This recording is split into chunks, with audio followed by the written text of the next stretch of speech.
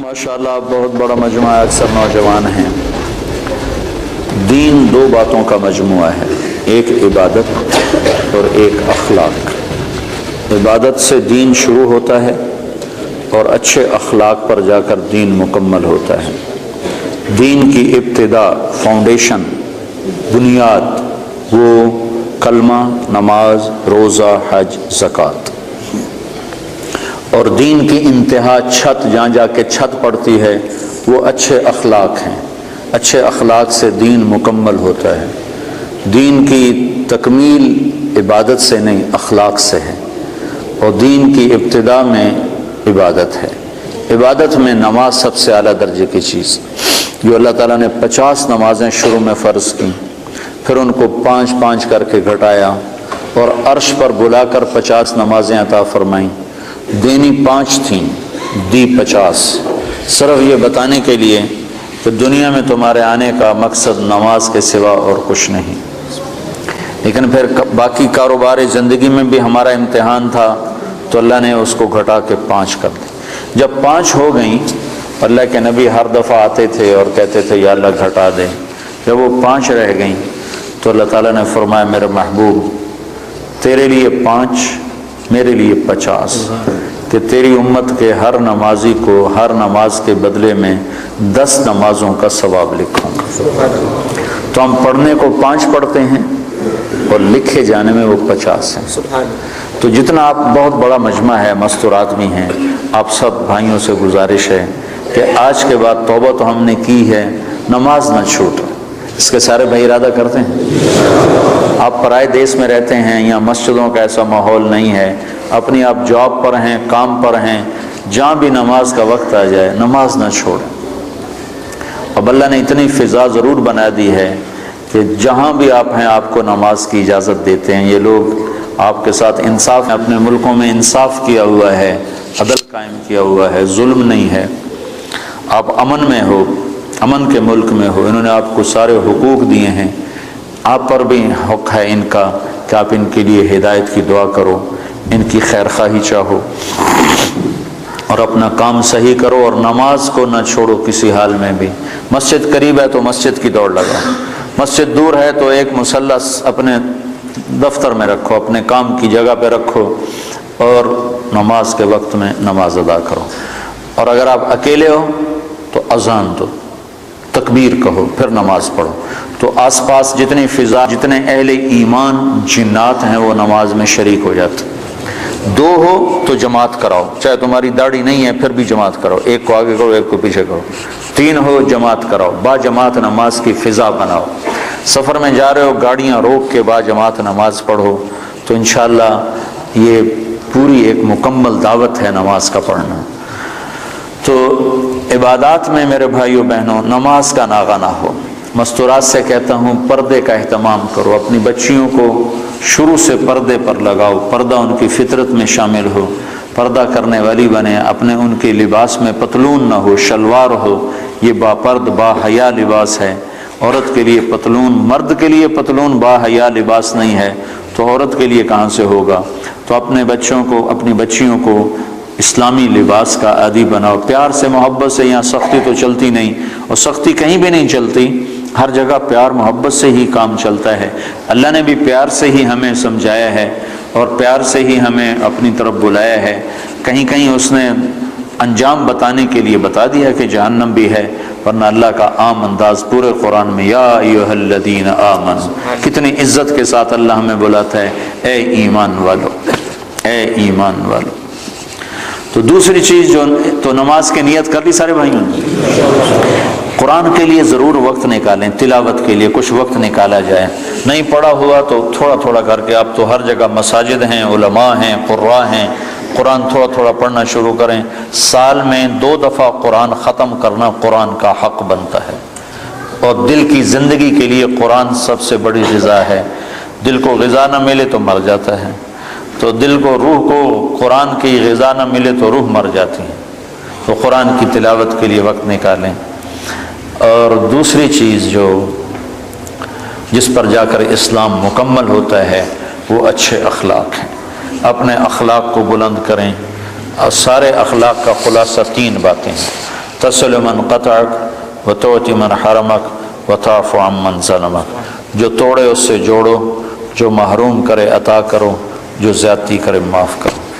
फिर अगर माँ बाप साथ हैं तो उनकी कदर करो। आज मुझे बड़ा दुख हुआ, मुझे एक ओल्ड होम दिखाया साथियों ने, तो उसमें मुसलमान औरतें भी थीं, मुसलमान माएँ भी थीं, जिनके जवान बच्चे हैं और वो माँ की खिदमत से महरूम हैं।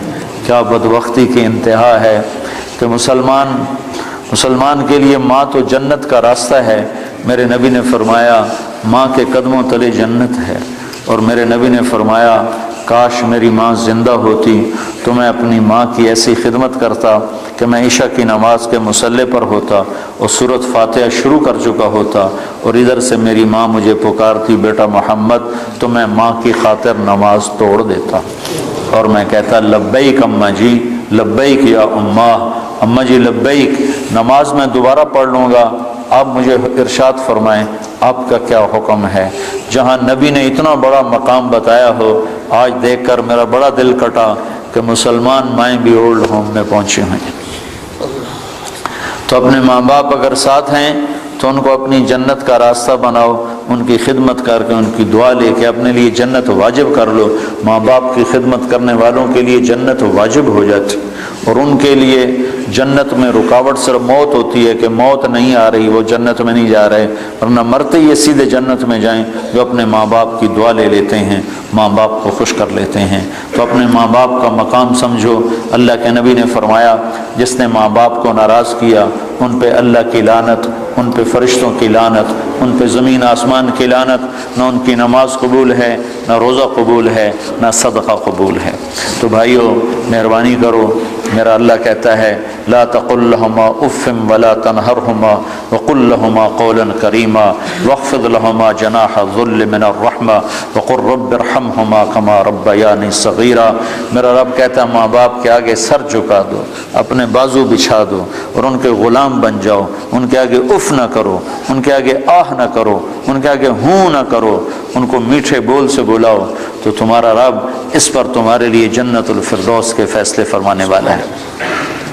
शादी हो गई है, होने वाली है, अपनी बीवियों से अच्छा सलूक करो। अच्छे सलूक से घर आबाद होते हैं, बुरे सलूक से घर आबाद नहीं होते। अल्लाह के नबी का फरमान है बेहतरीन मुसलमान वो है जो बीवी से अच्छा सलूक करता हो, और मैं सबसे अच्छा सलूक करता हूँ अपनी बीवी के साथ। और अल्लाह के नबी का फरमान है जन्नत में मेरे घर के करीब उसका घर होगा जिसके अखलाक अच्छे होंगे और जिसका बीवी के साथ अच्छा सलूक हो। फिर बीवियों को समझाया। अल्लाह के नबी ने, एक औरत ने आकर अर्ज़ की या रसूल अल्लाह मेरी शादी हो रही है, मेरे खाविंद का मेरे ऊपर क्या हक़ है? तो आपने फरमाया तेरे खाविंद के जिस्म पर ज़ख़म पड़ जाए, ज़ख़म, और उन ज़ख़मों में पीप पड़ जाए, गंदा पानी सफ़ेद पीप पड़ जाए, और तो ज़बान से चाट कर उसके ज़ख़म साफ़ करे तो तूने उसका हक़ अदा नहीं किया। ज़बान से चाट कर उसका ज़ख़म साफ़ करे तो तूने खामिन का हक़ अदा नहीं किया। मर्दों को क्या समझाया कि बेहतरीन मुसलमान वो है जो बीवी से अच्छा सलूक करता हो, और औरतों को क्या समझाया कि खामिन की इताअत आपने फरमाया अगर मेरी शरीयत में सजदा जायज़ होता, मेरी शरीयत में अल्लाह के सिवा किसी को सजदा नहीं, अगर सजदा जायज़ होता तो मैं औरत से कहता अपने खामिन को सजदा करे, यानी उसकी इताअत करे। और मर्दों को समझाया कि सबसे बेहतरीन खर्च बीवी पर खर्च करना है, बच्चों पर खर्च करना है, और बेहतरीन मुसलमान वो है जो बीवी के साथ अच्छा सलूक करता हो। तो ये अच्छे अखलाक हैं। आपस में रहो, प्यार मोहब्बत से रहो, लड़ाई ना हो, आपस में झगड़ा ना हो, आपस में बाइकाट ना हो, आपस में आप किसी से लड़े हुए ना हो।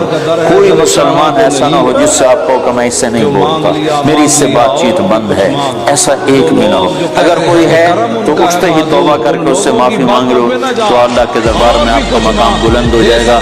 जब दो मुसलमान आपस में लड़ पड़े और वो सुलह न करें तो अल्लाह ताला उनके आमाल मरदूद कर देता, ना नमाज कबूल, ना रोज़ा कबूल, ना हज कबूल। तो अल्लाह ताला फरमाता है जब तक ये सुलह नहीं करते इनका कोई अमल कबूल नहीं है।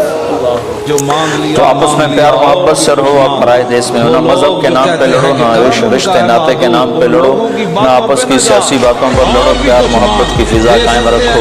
अल्लाह को बहुत पसंद है एक दूसरे का ख्याल करना।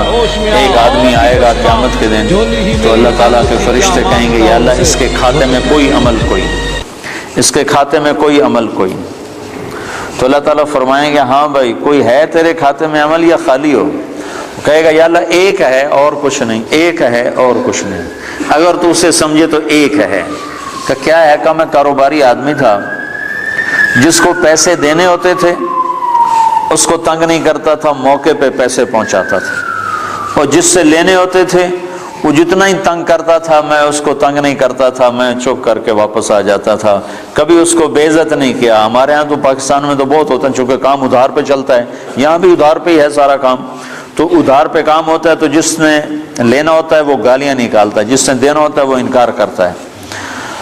تو وہ کہنے لگا یا اللہ بس ایک ہی تھا میرا، جو نہیں دے سکتا تھا اس کو معاف کر دیتا تھا، جو پھیرے لگواتا تھا اس کے پھیرے لگا لیتا تھا، اس کو کہتا کوشن، اور جس کو دینا ہوتا تھا اس کو موقع پہ دیتا تھا۔ تو اللہ تعالیٰ کہیں گے تو نے تو میرے بندوں کو بڑا بھلا چاہا، تو آج میں تیرا بھلا کرتا ہوں، صرف اسی عمل پہ تیرے لیے جنت کا فیصلہ کرتا ہوں۔